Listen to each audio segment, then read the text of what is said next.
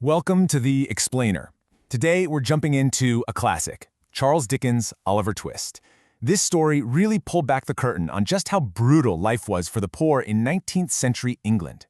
We're going to look at how this one kid, this one desperate child, became this huge symbol for fighting back against a world that just seemed determined to crush him. So yeah, that question, it's really at the very heart of this whole thing. Oliver's story doesn't start with joy or celebrations or anything like that. Nope. It starts in the absolute worst way possible, making him an unwelcome guest in his own world from the second he's born. Just listen to that. So cold. With those chilling words, the doctor just dismisses her. Oliver's mother dies literally moments after giving birth. So from his very first breath, boom, he's branded an outcast, unnamed, unloved, and crucially for the time, illegitimate. So, he's born in a workhouse, which was basically a nightmare institution for the poor. And right away, he gets shipped off to this place they called an orphan farm. It was run by a woman named Mrs. Mann, and she was just awful. She basically starved the kids on purpose and pocketed the money that was supposed to feed them. And get this, how he gets his name is just so telling. It's not a loving family name or anything, it's just a cold, bureaucratic process. The workhouse official, this guy Mr. Bumble, he had a system. He just named the kids alphabetically as they came in. The one before Oliver was S for Swubble. Oliver is T for Twist.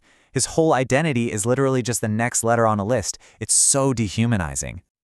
Okay, so when he's 9, Oliver gets sent back to the main workhouse. And you'd think it couldn't get any worse than that orphan farm, right? Well, it does. It gets so much worse. This place is a total nightmare, and the boys are systematically starved, which leads us to one of the most famous scenes in all of literature. Just look at their diet. 3 meals a day of watery soup. That's literally it. They get so hungry that one of the boys, probably out of his mind with hunger, actually threatens to eat the kid sleeping next to him. I mean, can you imagine that level of desperation? It's this raw animal hunger that forces them to come up with a plan, a really risky one. So they draw lots, and guess who gets the short one? Oliver. So this little kid, he has to walk up to the master of the whole workhouse with his little bowl and make the most famous and, in their world, the most terrifying request imaginable. And the reaction? Oh, it's just explosive. The master is completely shocked, totally outraged. They call in Mr. Bumble. And for what? For the simple human crime of being hungry. But for that, Oliver gets locked in a dark room. He gets beaten, and they label him a rebel, a dangerous rebel. It's just insane. So now the workhouse officials are totally freaking out. They just want to get rid of this troublemaker. They literally put a sign up on the gate offering £5, which was a lot of money back then, to anyone who will just take Oliver Twist off their hands. He's not a kid to them anymore. He's just a problem for sale. And someone takes them up on it. Oliver is basically sold off to a guy named Mr. Sowerberry, who's the local coffin maker. So Oliver is out of the workhouse, but he's just landed in a whole new kind of prison. This one's filled with coffins. I mean, his new life is just unbelievably grim. He's fed the scraps that were meant for the dog. He has to sleep in the workshop right there among the coffins. And to top it all off, he's constantly bullied by the other apprentice, Noah Claypole, who just loves having someone lower on the totem pole than him. But everyone has a breaking point, and Oliver finally reaches his. Noah says something awful, something really cruel about his mother, who he never even knew. And that's it. Something just snaps inside this quiet, beaten-down kid. For the very first time, Oliver fights back. And I mean, he really fights back, flying at Noah in this burst of pure rage. So who do they call to figure out what's wrong? Mr. Bumble, of course. And his diagnosis? It's just completely ridiculous. He says the reason Oliver fought back wasn't because he was grieving or angry. No, it was because he was being fed too well. He'd been given meat. According to Bumble, that luxury made him violent. You can't make this stuff up. Well, after that, Oliver gets another terrible beating. And that's the last straw. He is done. In the middle of the night, he just takes off. All he has is a crust of bread and a small bundle of clothes. His goal? London, which is 70 miles away. Think about that for a second. A 70-mile walk for a little kid. It's an absolutely brutal journey.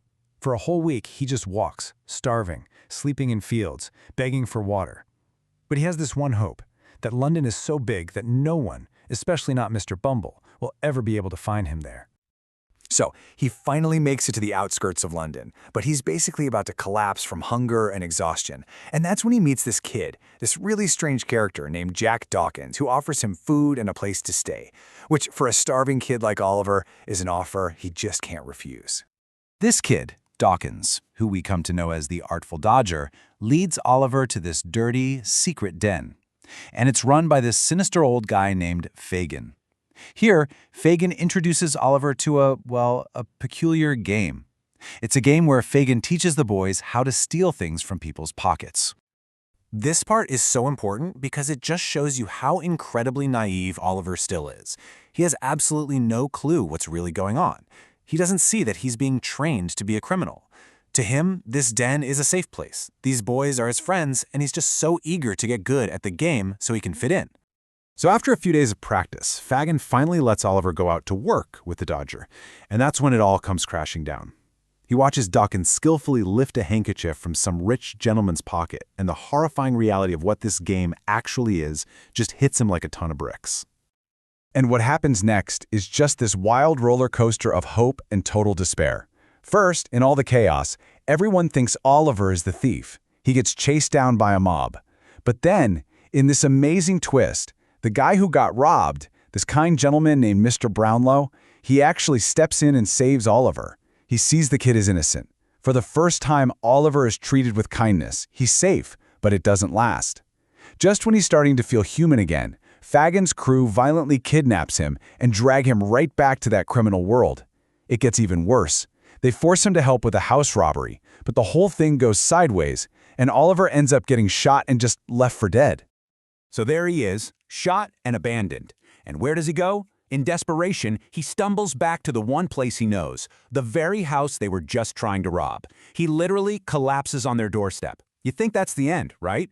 But incredibly, the family inside, the Mayleys, they don't call the police. They actually take pity on this wounded little boy.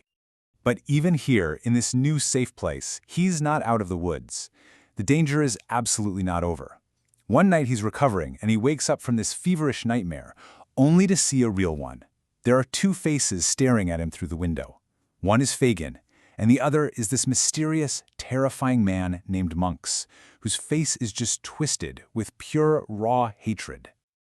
And that moment, that terrifying face at the window, changes everything. It completely shatters the idea that Oliver is just some random unlucky kid. Suddenly, it becomes crystal clear that none of this is an accident. His whole life isn't just bad luck. It's part of a conspiracy. And that right there becomes the huge mystery that drives the rest of the book. Who is this guy, Monks, and why does he hate Oliver so much? His insane rage tells us that Oliver's real identity is a secret, a very dangerous secret, a secret that someone is obviously willing to kill to keep hidden.